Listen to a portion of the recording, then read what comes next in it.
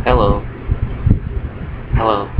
My name is Eric, and I'm starting this YouTube channel to get my thoughts on everything sports and wrestling. Because that I'm 32 years old, and I've been a fan of wrestling since I was 6 years old. So I've been watching a pretty good while. In my first little episode, I guess you can say, I'm going to be discussing last night Money in the Bank pay-per-view. My thoughts and feelings on it. Yes, we will start at the beginning. The first match, the Money in the Bank match for the World Heavyweight Championship, which they like to put that match on first all of the time for some reason. I guess maybe it's because it was one of the best matches of the night, so they tried to begin the pay-per-view with a good match, especially since they're always going to end with Cena, and that's not going to be too good. So they have to start off by kind of getting the fan intrigued a little bit and everything. And the first match I thought was pretty good, but it was predictable, the ending, because it was pretty easy to see that at the end Dolph Ziggler was going to win. I was actually hoping that Dolph would win, either he or Cody Rhodes, because those were the two guys in the match that I felt deserved the spot of being the World Heavyweight Champion. The other guys like Tensai, whatever, Albert, Tyson Kidd, guys like that were in it, but everyone knew they wasn't going to win. I mean, Tyson Kidd was basically the daredevil in the match, the guy to give the big spots and things like that. Damian Sandow was in it to try and build his character, but kind of too soon for him to be in it. I would have, even though he is not getting pushed right now or anything, would have liked to have seen a guy like Jack Swagger in it, just to have him on the pay-per-view and everything. I feel like if guys like Tyler Rex, Kurt Hawkins, and I like those guys, don't get me wrong, but if guys like that can make the pay-per-view, then Jack Swagger should probably be on there. It's pretty bad. Somebody asked, Jack Swagger, were you on the pay-per-view last night? No, but Caitlyn was. That's pretty bad. But anyway, Dolph Ziggler wins the match. It was a good match, and I don't know. I just probably would have liked to have seen a few more guys in it that had an actual shot to win the thing. You could have left the guys like Santino and all that out of it. He could have done what he does best now, like the comic act or whatever in the back, to do one of the little fillers that they did, because they had 3 filler matches. And which, I guess at the end of the day is okay. Then give the fans 7 matches plus the pre-show match, which, by the way, I didn't even mention, was R-Truth and Kofi beat Camacho and Hunico, which wasn't a bad match, but it was a free match. So you pretty much got what you wanted there. It's a non-title match, so,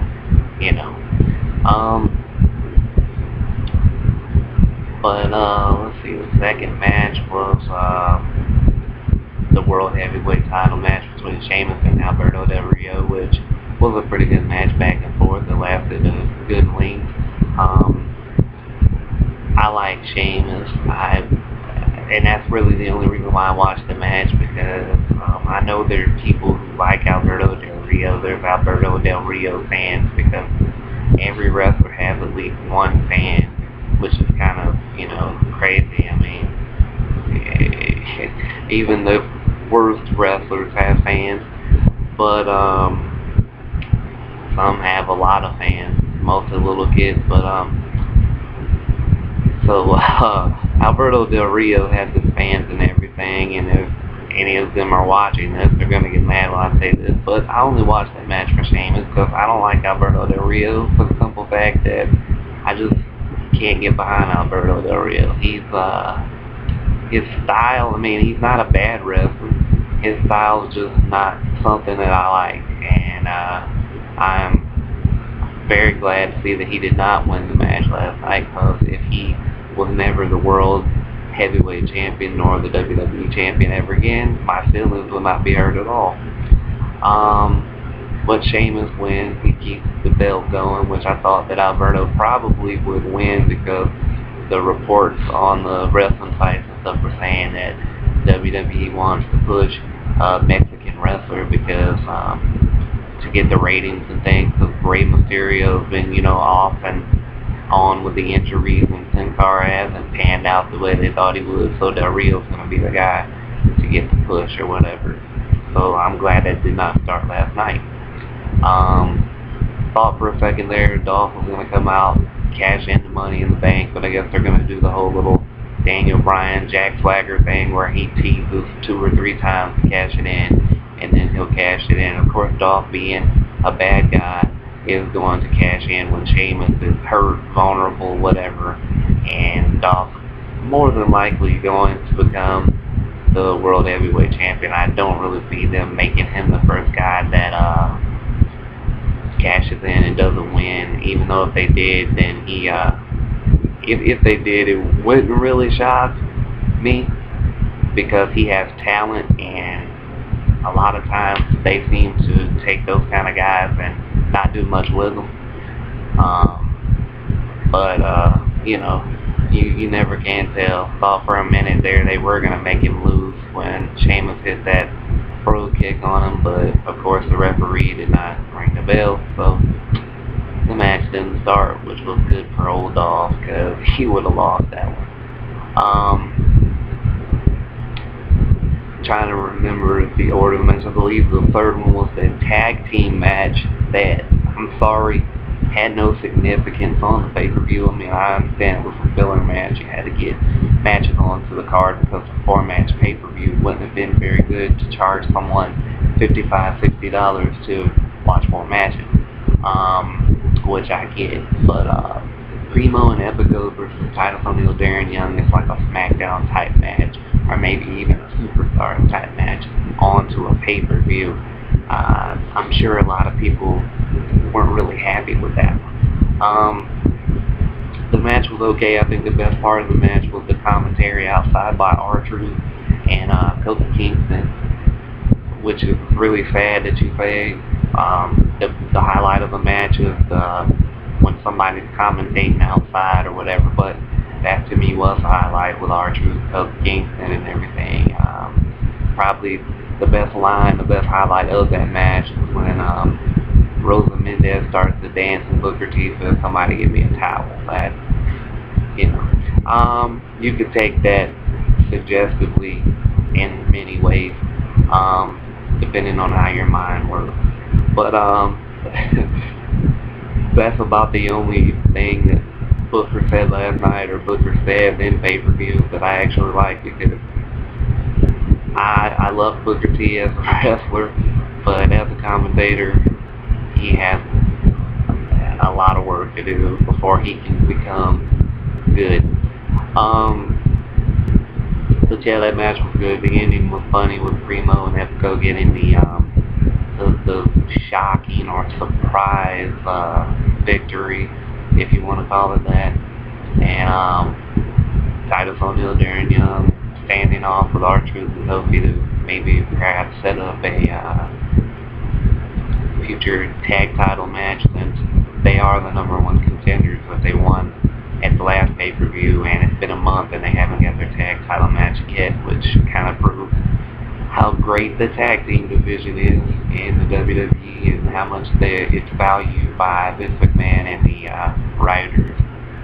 But anyway, so that was a decent match. The 4th match, and I'm a little bit biased because both of these guys are like my favorites, but the next match was the match of the night, in my opinion, was the WWE Championship match between Daniel Bryan and CM Punk, with AJ as special referee. Now, don't get me wrong, Daniel Bryan, CM Punk, 2 of the best, if not the 2 best, pure wrestlers in wrestling today.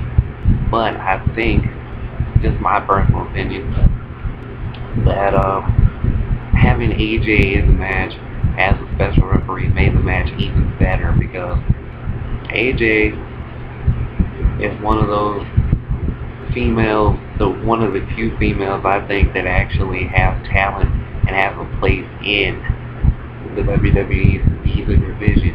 I like AJ. AJ's improved in the ring, and she plays the part well of a crazy chick. I mean, that's all you can say about AJ.